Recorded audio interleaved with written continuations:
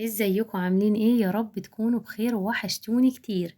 تعالوا كده بسرعة نكمل باقي التنظيفات بتاعتنا اللي احنا وقفناها شوية. قلت خلاص بقى هعمل النهاردة انضف الصالون بتاعي معاكم عشان تتشجعوا وتقوموا تخلصوا اللي وراكم، واللي لسه ما بدأش يقوم يبدأ، لسه عندك فرصة انك تنضفي قبل الشتاء، واللي كمان مكسل ووقف يرجع يكمل باقي التنظيفات بتاعته. انا النهاردة هنضف الصالون بتاعي وعشان افرش السجادة بتاعتي وابقى خلصته قبل دخول الشتاء. اول حاجة هعملها هطلع الترابيزة بتاعتي بره عشان انا عندي الصالون صغير شوية واعرف اتحرك وانضف الصالون. كمان هفرش ملاية عشان لما انفض الشيش بتاعي التراب ينزل عليه. بصوا بقى احنا متعودين لما بنيجي ننضف بننضف من فوق لتحت، تنزلي التراب الاول اللي فوق. طبعا تنفضي الشيش بتاعك تنفيضة حلوة، وكمان لو عايزة تحافظي على الأوضة بتاعتك ما يدخلهاش تراب كتير من الشارع حطي قماشة زي ما انا عاملة كده، شايفين؟ بتخلي التراب ما يدخلش الأوضة عندك، خصوصا لما تكون أوضة على الشارع. تحطيها كده وتقفلي الشيش بتاعك وبتحافظي على الأوضة بتاعتك ما يدخلش فيها تراب كتير. نفض بقى الشيش بتاعنا من بره ومن جوه. انا دخلت نفضته طبعا من البلكونة عشان يتنفض تنفيضة حلوة. خلصنا الشباك بتاعنا هندخل على الحيطة. تجيبي الزعافة دي وتلفي على الحيطان كلها، لأن الحيطة بيبقى عليها تراب لازق طبعا من الجو وفيه تراب. تمسحي بقى الحيطان بتاعتك كلها. انا بقى كنت عاملة النجفة وكنت عاملة الأباليج قبل كده، بعمل جزء جزء عشان الشغل بتاعي ما يبقاش كتير عليا. كده انا هركب غيار جديد عشان امسح الستارة بتاعتي.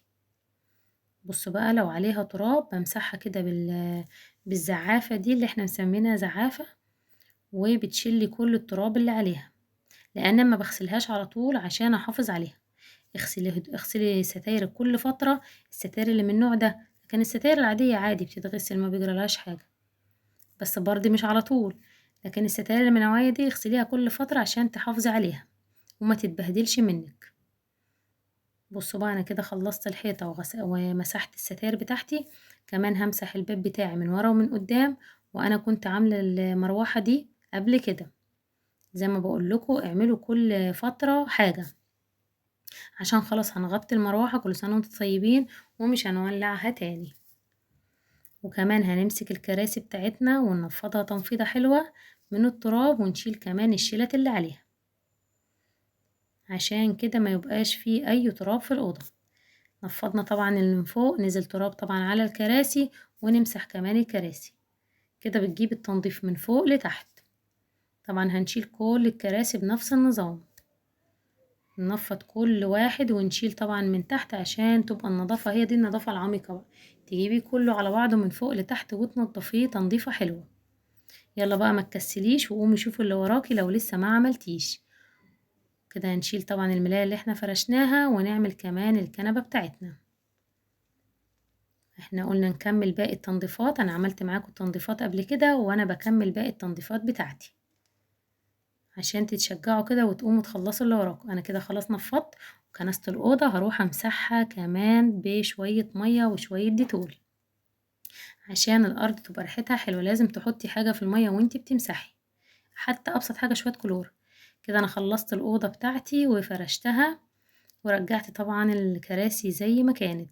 هفرش بقى الأول، هحط القماشة زي شايفين.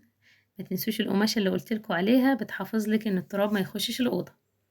وهفرش السجادة بتاعتي الصغننة دي عشان كده ابقى خلصت الصالون بتاعي.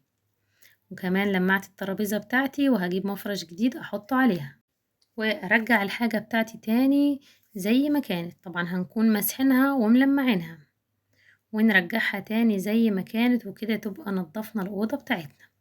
يلا بقى لو لسه ما كملتيش نظافة قومي كمليها وما تكسليش، عشان هتبقي في الشتاء قاعدة مرتاحة. محدش قال ان في الشتاء مفيش شغل، طبعا في شغل بس بيبقى الشغل خفيف. بصوا بقى انا بفرش طبعا المصلية بتاعتي دي، لان انا بحب اخش اصلي كده في هدوء واقعد اقرا شوية قرآن، واقعد طبعا في نظافة واطلع تاني. شايفين النظافة والجمال؟ لا بجد حاجة مريحة. النظافة طبعا بتبقى جميلة خالص وبتريح. شايفين؟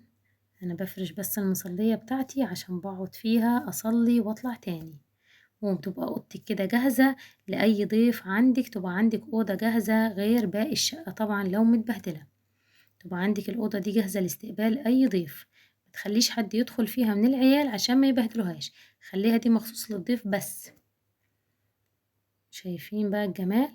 كده إحنا خلّصنا الأوضة بتاعتنا، وكمان تجيبي عود بخور حلو كده أو ترشي معطر جو في الأوضة على المخدات، وتقفلي باب الأوضة، وكده تفضل الأوضة عندِك نضيفة ومستعدة لاستقبال أي ضيف.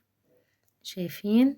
وتقفلي الباب وتبقى كده الأوضة بتاعتِك خلصت، وكمان الفيديو كمان بتاعنا خلص. يا رب يكون الفيديو عجبكم، ما تنسوش اللايك والشير والاشتراك في القناة. يلا باي.